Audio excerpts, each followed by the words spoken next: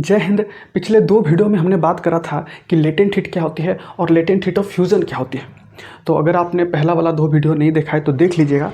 इस वाले वीडियो में हम बात करेंगे कि ये लेटेंट हीट ऑफ वेपोराइजेशन क्या होती है, और ये बिल्कुल वैसा ही होता है जैसा लेटेंट हीट ऑफ फ्यूज़न में था। तो शुरू करते हैं। शुरू करने से पहले मैं आपको थोड़ा लेटेंट हीट क्या है वो समझा देता हूँ, क्योंकि अगर आप पहला वाला 2 वीडियो छोड़कर सीधा यहाँ पे कूद गए होंगे तो आप समझ नहीं पाओगे। तो पहले आप समझोगे लेटेंट हीट क्या होती है। देखो, लेटेंट हीट को समझने से पहले आप समझोगे नॉर्मल हीट क्या होती है। देखो, नॉर्मल हीट एक ऐसी हीट होती है, नॉर्मल हीट एक ऐसी हीट होती है जहाँ पर हीट देते हो टेम्परेचर बढ़ता है। हम सबको पता है heat is directly proportional to temperature, मतलब हीट बढ़ेगा तो टेम्परेचर बढ़ेगा। नॉर्मली ऐसा होता है, ठीक है। नॉर्मल हीट में ऐसा होता है कि आप हीट दोगे टेम्परेचर बढ़ेगा। इसलिए मैंने यहाँ पे लिखा है a heat that cause change in temperature, मतलब आप जब हीट देते हो तो टेम्परेचर में कुछ बेहतरी बढ़ोतरी आता है, उसको कहते हैं नॉर्मल हीट। ऐसा क्यों होता है? ऐसा इसलिए होता है, ये बात मैं 2 बार 3 बार बोल चुका हूँ, अब भी बोल रहा हूँ। देखो, हीट देने पर टेम्परेचर तब बढ़ेगा, हीट देने पर टेम्परेचर तब बढ़ेगा अगर वो हीट पार्टिकल को मिले। क्योंकि जब हीट पार्टिकल को मिलती है ना तो उनकी काइनेटिक एनर्जी बढ़ती है। काइनेटिक मतलब कितनी तेजी से वो वाइब्रेट करते हैं उसको कहते हैं काइनेटिक एनर्जी। अगर काइनेटिक एनर्जी ज़्यादा है तो वाइब्रेशन ज़्यादा होगी, अगर काइनेटिक एनर्जी कम है तो वाइब्रेशन कम होगी। तो हीट देने पर टेम्परेचर तब बढ़ेगा अगर वो हीट पार्टिकल को मिले, क्योंकि जब पार्टिकल को हीट मिलता है तो उनकी काइनेटिक एनर्जी बढ़ती है, और अगर काइनेटिक एनर्जी बढ़ती है तो टेम्परेचर बढ़ता है। अगर कोई पार्टिकल है, अगर उसकी काइनेटिक एनर्जी ज़्यादा है, इसका मतलब उसका टेम्परेचर ज़्यादा है, इसलिए उसका काइनेटिक एनर्जी ज़्यादा है। ठीक है, तो नॉर्मल ये होता है नॉर्मल हीट। नॉर्मल हीट में क्या होता है, हीट देते हो टेम्परेचर बढ़ता है। क्यों बढ़ता है? क्योंकि हीट पार्टिकल को मिला, पार्टिकल की काइनेटिक एनर्जी बढ़ी तो टेम्परेचर बढ़ा, इसको कहते हैं नॉर्मल हीट। ठीक है। वहीं अगर हम लेटेंट हीट की बात करें, लेटेंट हीट में आप हीट देने पर भी there is no change in temperature, इसलिए मैंने यहाँ पे लिखा है there is no rise in temperature even after heat supply, मतलब हीट सप्लाई करने के बाद भी there is no rise in temperature. Temperature भी ही नहीं, टेम्परेचर में कोई बेहतरी बढ़ोतरी नहीं होता है। ऐसा क्यों होता है सर? मैं फिर से कह रहा हूँ, ये बात 2 बार कह चुका हूँ और एक बार कह रहा हूँ। सुन, देखो, अभी मैंने आपको बोला हीट देने पर टेम्परेचर कब बढ़ेगा? अगर वो हीट पार्टिकल को मिले, क्योंकि पार्टिकल को मिलता है काइनेटिक एनर्जी बढ़ती है तो टेम्परेचर बढ़ता है। लेकिन अगर हम लेटेंट हीट की बात करें ना, लेटेंट हीट में हीट पार्टिकल को ही नहीं मिलता, पार्टिकल को हीट मिलता ही नहीं है। लेटेंट हीट में किसको मिलता है वो हीट इस पार्टिकल के भीतर, ये एक पार्टिकल है, इस पार्टिकल के भीतर जो स्ट्रॉन्ग अट्रैक्टिव फोर्स है, एक तरह का जो अट्रैक्टिव फोर्स रहता है, जो पार्टिकल को बांध के रखता है, उस फोर्स को कमजोर करने के लिए, ब्रेक करने के लिए, तोड़ने के लिए लेटेंट हीट काम में आता है। अब मुझे एक बात बताओ, अगर हीट पार्टिकल को नहीं मिलेगा तो पार्टिकल की काइनेटिक एनर्जी बढ़ेगी नहीं, और अगर पार्टिकल काइनेटिक एनर्जी बढ़ेगी नहीं तो टेम्परेचर बढ़ेगी नहीं, टेम्परेचर कांस्टेंट रहेगी। यही होता है लेटेंट हीट में। लेटेंट हीट में यही होता है। क्यों? क्योंकि पार्टिकल को ही नहीं मिलता, इसलिए there is no rise in temperature even after heat supply. क्योंकि अगर हीट पार्टिकल को नहीं मिलेगा तो फिर है कि नहीं। तो ये था लेटेंट हीट और नॉर्मल हीट। ठीक है, मैं फिर से कह रहा हूँ, अगर आप सीधा यहाँ पे कूद गए होंगे तो समझ में नहीं आया होगा, तो पहला वाला 2 वीडियो देख लीजिए, आपकी भलाई के लिए बोल रहा हूँ। ठीक है, अब हम मुद्दे पे आते हैं और बात करते हैं कि लेटेंट हीट ऑफ वेपोराइजेशन क्या होती है। देखो, अगर आपको याद हो, सॉलिड से लिक्विड की ओर आने को क्या कहते हैं? सॉलिड सब्सटेंस को लिक्विड सब्सटेंस में बदलने को क्या कहते हैं? फ्यूजन।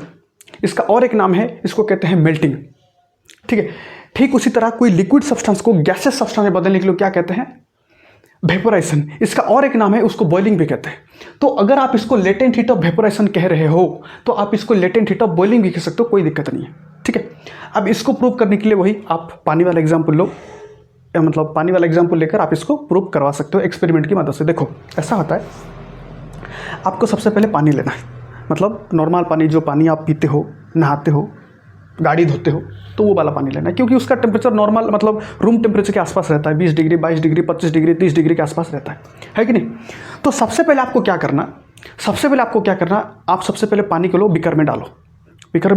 सबसे पहले आप थर्मोमीटर डालो, क्योंकि थर्मोमीटर हमको क्या बताता है? टेम्परेचर बताता है। तो जैसे ही आपने थर्मोमीटर डाला, उसने आपको बता दिया कि फिलहाल के लिए मान के चलो टेम्परेचर 20 डिग्री है, आपको ये थर्मोमीटर ने बता दिया। आपने अभी क्या करना, नीचे से बर्नर के जरिए आपने आग देना चालू करो। अब जैसे ही आग दोगे तो हीट बढ़ेगा, अब हीट बढ़ेगा तो टेम्परेचर बढ़ेगा, क्योंकि हमको पता है heat is directly proportional to temperature. Heat बढ़ाओगे तो टेम्परेचर बढ़ेगा, हमको ये बात पता है।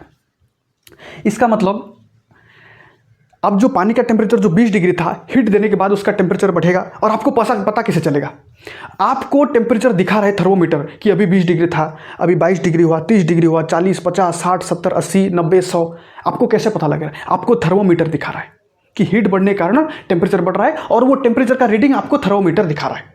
बिल्कुल ठीक है। लेकिन जैसे ही आपने 100 डिग्री पे पहुंचा, जैसे ही आप 100 डिग्री पे पहुंचे, अगर आपको याद हो 100 डिग्री वाटर का बॉइलिंग पॉइंट होता है। मतलब वाटर 100 डिग्री पे लिक्विड स्टेट पे भी रह सकता है और गैसियस स्टेट पे भी रह सकता है। तो 100 डिग्री वाटर का बॉइलिंग पॉइंट होता है। तो जैसे ही आपका जो टेम्परेचर 100 डिग्री पे पहुंचा, जो आपको थर्मोमीटर में दिखा रहा है, उसके बाद आप क्या करना, आप कितना भी हीट दे दो, टेम्परेचर बढ़ने से रहा। और ये टेम्परेचर कब तक नहीं बढ़ेगा? जब तक पूरा का पूरा पानी, जिसका टेम्परेचर 100 डिग्री है, जब तक वो पूरा का पूरा पानी भाप में नहीं बदल जाता, वेपर में नहीं बदल जाता, तब तक टेम्परेचर राइज नहीं होगा। देखो, there is no rise in temperature even after heat supply, latent heat. ठीक है, ऐसा क्यों हुआ? देखो, मेरी बात ध्यान से सुनो, समझ में नहीं आएगा। देखो, जब आपने शुरुआत में आपने जब हीट देना चालू करा, तो हीट देने पर टेम्परेचर बढ़ रहा है, 10 से 20, 20 से 40, 40 से 60, 70, 80, 90, 100 हो रहा है। इसका मतलब तो यह है, हीट देने पर टेम्परेचर तब बढ़ेगा अगर वो हीट पार्टिकल को मिले। इसका मतलब 20 डिग्री पे जो पानी का टेम्परेचर था, उसका टेम्परेचर बढ़ रहा है। इसका मतलब जाहिर सी बात है, वो हीट किसको मिल रहा है? पार्टिकल को मिल रहा है। पार्टिकल को मिल रहा है तो काइनेटिक एनर्जी बढ़ रहा है, काइनेटिक एनर्जी बढ़ रहा है तो टेम्परेचर बढ़ रहा है। लेकिन जैसे ही आपने 100 डिग्री पे पहुंचा, अब हीट देने पर टेम्परेचर नहीं बढ़ रहा है। इसका मतलब तो ये हुआ सर, अब हीट पार्टिकल को नहीं मिल रहा है, अब इस पार्टिकल के भीतर जो फोर्स ऑफ अट्रैक्शन हो, शायद उसको मिल रहा होगा, शायद नहीं, उसको ही मिल रहा है। ठीक है, मैंने आपको एक वीडियो में कहा था, कोई मैटर सॉलिड क्यों है? क्योंकि वहां पे बड़ा स्ट्रांग फोर्स ऑफ अट्रैक्शन है।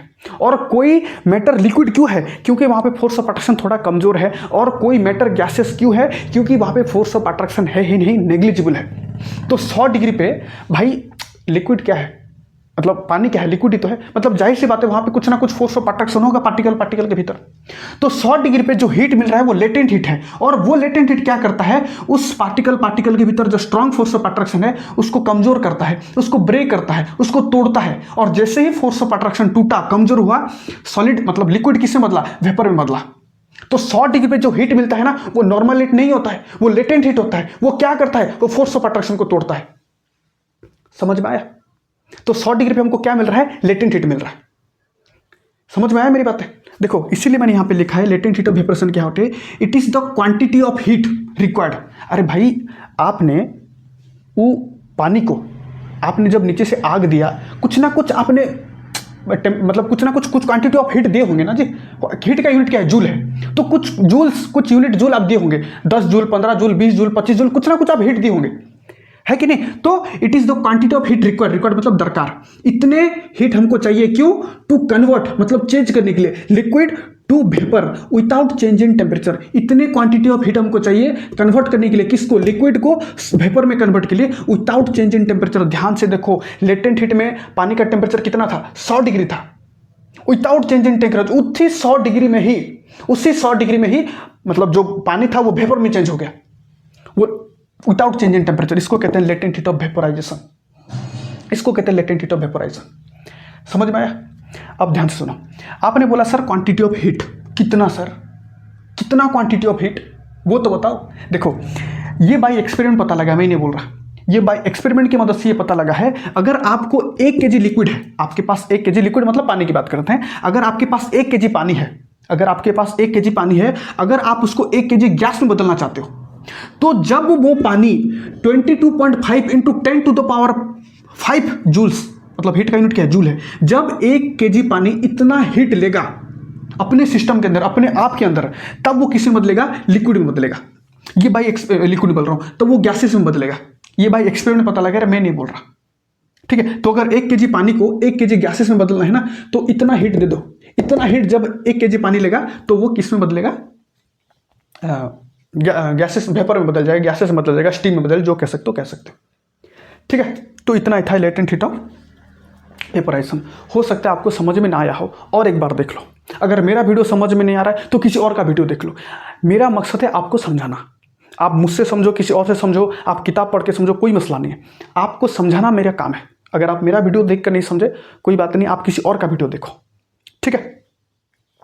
वीडियो खत्म करने से पहले और एक बात, मैंने आपको पिछले वाले वीडियो में आपको कहा था, ये एक सवाल पूछा था कि उस वीडियो में मैंने आपको बताया था कि लेटेंट हीट ऑफ फ्यूजन क्या होती है, उसके ऊपर मैंने बात करा था, मतलब आइस और वाटर के ऊपर हमने बात करा था उस वाले वीडियो में।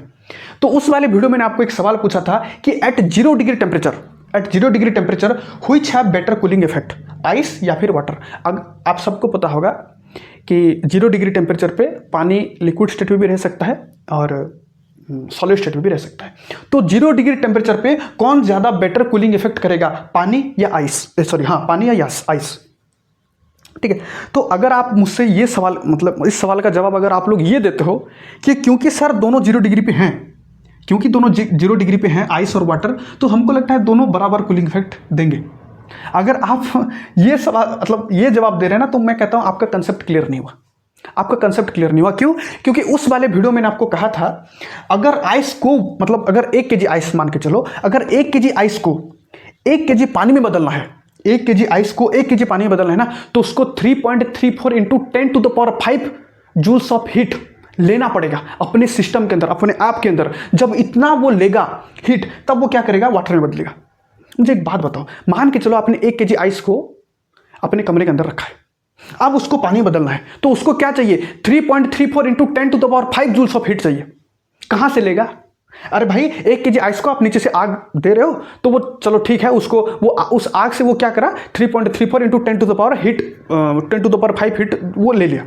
लेकिन अभी तो आपने कमरे के अंदर कुछ नहीं रखा, आपने आग नहीं जलाई, कुछ नहीं जलाई, मान के चलो आप ऐसे ही रख दिए, तो वो कहां से लेगा, वो 3.34 इंटू 10⁵ जूल्स ऑफ हीट कहां से लेगा, सराउंडिंग से लेगा। आपने कमरे के अंदर अगर वो जो जगह है वहां से लेगा। अब मुझे एक बात बताओ, जब सराउंडिंग से, मतलब आपके कमरे में से जब 3.34 इंटू 10⁵ जूल्स ऑफ हीट कम हो जाएगा, इतना जब आइस लेगा, तो सराउंडिंग का टेम्परेचर, मतलब सराउंडिंग में तो हीट लॉस हो जाएगा ना। अरे भाई जब ice 3.34 into 10⁵ joules of heat लेगा, कहां से, सराउंडिंग से, तो सराउंडिंग में इतना हीट लॉस हो गया। अब अगर हीट लॉस होगा तो टेम्परेचर भी घटेगा कि नहीं? अरे भाई हीट अगर डायरेक्टली प्रोपोर्शनल टू टेम्परेचर, अगर हीट बढ़ता है तो टेम्परेचर बढ़ता है, अगर हीट घट भी जाएगा तो भी टेम्परेचर घट जाएगा ना। अगर हीट बढ़ने पर टेम्परेचर बढ़ता है तो हीट घटने पर टेम्परेचर भी घटेगा। तो सराउंडिंग से अगर इतना हीट लॉस हो गया तो टेम्परेचर भी घट जाएगा। टेम्परेचर घटने पर कूलिंग बढ़ता है, टेम्परेचर बढ़ने पर मतलब कोई चीज गर्म होता है और टेम्परेचर घटने पर कोई चीज कूल होता है। मुझे एक बात बताओ, टेम्परेचर घट गया मतलब अपने आप से क्या हुआ, जब आइस ने इतना heat 3.34 into 10⁵ heat of joule surrounding से ले लिया, तो उतना हीट लॉस हो गया। अब हीट लॉस होगा तो टेम्परेचर घटेगा, टेम्परेचर बढ़ेगा, तो अपने आप सिस्टम कूल हो जाएगा। कहना यह चाहता हूं, अगर आपसे कोई पूछे, कंसेप्ट समझ में आया, ठीक है कोई बात ना, अगर आपसे कोई पूछे अगर दोनों में से कौन ज्यादा कूल करता है, तो आइस करता है कूल। क्यों? क्योंकि इसके पास लेटेंट हीट नहीं है। लेकिन अगर हम वाटर की बात करें तो भाई आप ध्यान से देखो, जब ice 3.34 into 10⁵ joules of heat लेगा, तब वो वाटर में बदलेगा। मतलब वाटर के पास पहले से ही लेटेंट हीट है, वो 3.34 इंटू 10⁵ जूल्स ऑफ हीट है। मानता हूं 0 डिग्री टेम्परेचर वाटर बहुत ठंडा होगा, मैं मना नहीं कर रहा हूं, लेकिन ठंडा होना इसका मतलब ये नहीं कि उसके पास हीट नहीं है, उसके पास वो हीट है। तो दोनों में से ये ज्यादा कूल करेगा। इसलिए आप देखे होंगे, आप किसी के शादी ब्याह फंक्शन मॉल में जाना, तो वहां पे देखना जो बड़े बड़े कूलर लगे होते हैं ना, वहां पे बर्फ का टुकड़ा होता है, क्योंकि बर्फ के टुकड़े के पास लेटेंट हीट नहीं होता है, बर्फ के टुकड़े के पास लेटेंट हीट नहीं होता है, ठीक है, इसलिए वो ज्यादा कूल करता है सराउंडिंग को, ठीक है। तो इतना ही था, मिलते हैं अगले वीडियो में, तब तक के लिए जय हिंद जय भारत।